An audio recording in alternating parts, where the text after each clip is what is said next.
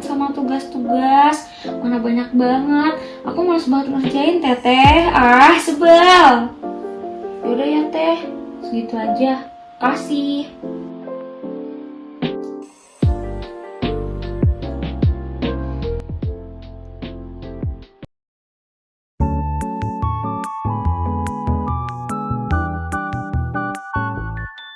Assalamualaikum warahmatullahi wabarakatuh. Kita sekarang akan mengenai psikologi Islam. Beda dengan psikologi Barat, bahwa psikologi Islam itu mempelajari dari nilai-nilai agama Islam, yaitu hadis dan juga Al-Quran. Nah, di sini kita bisa mempelajari melalui dinamika bagaimana perilaku manusia ataupun bagaimana cara manusia berpikir. Pandangan psikologi Islam bahwa Al-Quran itu memandang manusia sebagai makhluk yang sempurna, yang unik, dapat bersosialisasi, berakal, dan juga beragama. Kepribadian itu sendiri adalah sesuatu yang khas yang dimiliki individu, entah itu potensi bawaan sejak lahir ataupun potensi yang dimiliki dari lingkungan. Nah, selanjutnya kita akan masuk mengenai sejarah psikologi Islam. Jadi psikologi Islam adalah ilmu yang mempelajari tentang jiwa manusia dari sudut pandang Al-Quran dan Sunnah. Nah, di beberapa tokoh psikologi Islam itu seperti Ibnu Sina, Al-Farabi, dan Al-Kindi. Nah, dari proses konsep Al-Kindi ini ada 3, ada nafsiyah, fitrah, dan ruh. Unsur-unsur psikologi Islam sendiri dari abad 19 sampai sekarang dikembangkan oleh beberapa tokoh seperti Muhammad Iqbal, ada Malik Badri, dan Abu Hamid yang dikenal sebagai pendiri dari Institut Islamik. Jadi psikologi Islam memiliki ruang lingkup yang luas yang mencakup kehidupan manusia. Bahasan tentang psikologi Islam sendiri mulai menjadi perbincangan publik secara internasional sejak tahun 1978.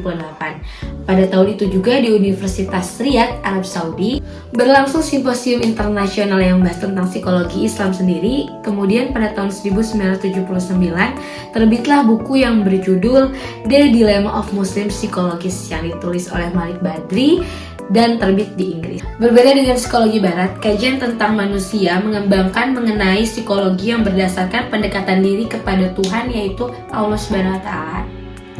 Pada abad ke-20, sumber-sumber mengungkapkan bahwa penelitian ilmiah modern di kajian-kajian psikologi Islam dimulai sejak adanya kajian para antropologi dan sosiolog seperti Stanley Hall.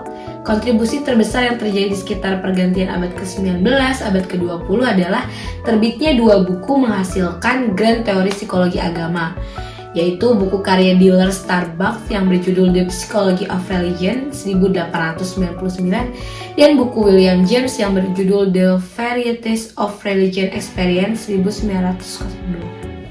Berdasarkan fenomena-fenomena keagamaan yang berbasis pada ilmu psikologi yang kemudian pada abad ke-20 para penulis dan peneliti yang bertumpu pada teorinya Starbuck dan James memberikan istilah psikologi agama. Kemudian, perkembangan psikologi agama di Indonesia dipelopori oleh tokoh-tokoh yang memiliki latar belakang sebagai ilmuwan, agamawan, dan bidang-bidang kedokteran. Karya-karya awal yang berkaitan dengan psikologi Islam adalah karya yang berjudul Agama dan Kesehatan Badan dan Islam Psikomatik oleh KHSS Jam.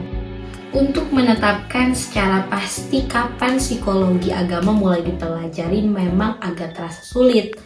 Baik dalam kitab suci maupun sejarah tentang agama-agama tidak terungkap jelas mengenai itu.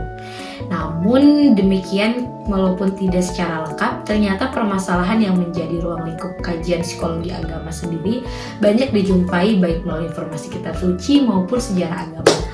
Perhatian secara psikologis terhadap agama setidaknya tumbuh kehidupan manusia. Nah, sekarang kita akan membahas tentang 3 struktur kepribadian dalam Islam. Ada nafsiyah, ruhaniyah, dan jismiyah. Nah, sekarang kita masuk ke aspek jismiyah. Aspek jismiyah adalah organ fisik dan biologis manusia dengan segala perangkat-perangkatnya. Nah, aspek jismiyah ini memiliki 2 sifat dasar. Yang pertama, berupa bentuk konkret dan berupa bentuk tubuh kasar yang nampak.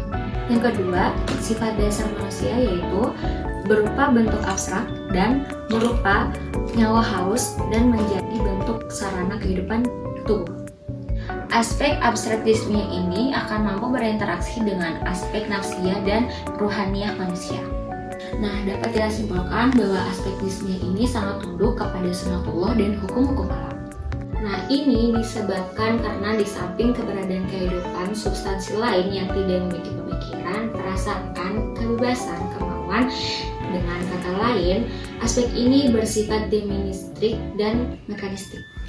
Nah, lalu ada aspek ruhania. Aspek ruhania ini bersifat transcendental dan spiritual. Transcendental sendiri itu berasal dari diri manusia yang berasal dari Allah SWT. Nah, dalam konsep ruhania ini ada dua sisi asal dan keberadaannya. Sisi asal sendiri berasaskan spiritual transcendental, sedangkan kalau sisi keberadaannya berdasarkan historis dan empiris. Terakhir, dalam struktur kepribadian Islam, yaitu ada aspek nafsiyah. Aspek nafsiyah ini sendiri adalah sesuatu kekhasan kemanusiaan atau keseluruhannya, yaitu berupa pikiran, perasaan, kemauan, dan juga kebebasan. Aspek nafsiyah ini adalah persatuan atau persentuhan antara aspek jismiyah dan juga ruhaniyah. Aspek ini juga menjadi wadah dalam kedua aspek tersebut. Nafsiyah ini memiliki potensi gazirah atau yang cenderung melakukan terhadap sesuatu perbuatan. Contohnya seperti insting, naluri, tabiat, atau sifat bawaan kita sendiri. Aspek nafsiyah ini memiliki 3 dimensi utama. Yang pertama, al-nafs, akal, dan juga al-qalbu. Nah, ketiga dimensi ini yang akan menjadi sarana bagi aspek nafsiyah untuk mewujudkan peran dan juga fungsinya. Jiwa hewani dianggap sebagai sumber penderitaan dan masalah bagi diri kita. Meskipun sebenarnya jiwa hewani ini bisa menimbulkan ketakutan atau kepercayaan diri, tapi sebenarnya itu tuh hanya ilusi. Nah, di dalam nafsu sendiri ada 2 kekuatan. Yang pertama adalah ghadabiyah. Ghadabiyah ini berpotensi untuk menghindari hal-hal yang merugikan, sedangkan nafsu syahraniyah itu berpotensi untuk mengejar hal-hal yang menyenangkan. Akal ini juga dapat memperoleh sebuah pengetahuan dari naluri dan juga alamiah. Maka akal ini dapat disebutkan sebagai pengontrol perilaku kita sebagai manusia. Akal itu berupa kemampuan, kecerdasan, kemampuan mengendalikan, kemudian pembeda antara hak dan batil. Maka jika seseorang yang berpikir dengan menggunakan ilmu, maka akalnya akan menjadi sehat dan bisa didorong ke qalbu untuk menjadi pengontrolnya. Nah, sekarang kita masuk ke dimensi yang kedua, yaitu dimensi qalbu. Nah, dimensi qalbu ini adalah ketiga dari aspek nafsiyah, yang dimana dimensi qalbu ini sangat penting peranannya dalam sifat insaniah atau yang artinya kemanusiaan bagi psikis manusia. Nah, dari sudut fungsi qalbu ini memiliki 3 fungsi. Nah, yang pertama menimbulkan daya cipta. Nah, seperti berpikir, memahami, mengetahui, memperhatikan, mengingat, dan melupakan. Fungsi yang kedua yaitu fungsi emosi, yang dimana kita dapat menimbulkan daya rasa seperti tenang, jinak dan sayang, santun dan penuh kasih sayang, terus rasa takut, dengki, dan lain-lain. Nah, fungsi yang ketiga itu yaitu fungsi konasi, yang dimana ada qalbu baik, qalbu tidak baik, dan qalbu baik dan buruk. Secara singkatnya, qalbu sebagai penuntut tingkah laku yang membawa perasaan atau hati yang dapat berubah-ubah.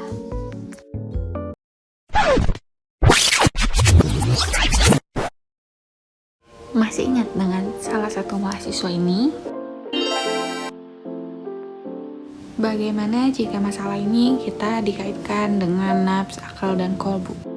Dia seorang mahasiswa yang sedang merasa kesal karena tugas, merasa capek dan marah, kemudian ada perasaan tidak ingin mengerjakan tugasnya. Lalu bagaimana fungsi akal pada mahasiswa tersebut? Dia diam sejenak, lalu memikirkan jika dia tidak mengerjakannya akan dihukum. Dia juga jika tidak mengerjakan berpikir meninggalkan tanggung jawab sebagai mahasiswa. Dia ingin tidur dan tidak mengerjakannya dan berpikir tugasnya hanya sementara. Setelah dia mempertimbangkan dengan akal yang sehat, dia mengerjakannya.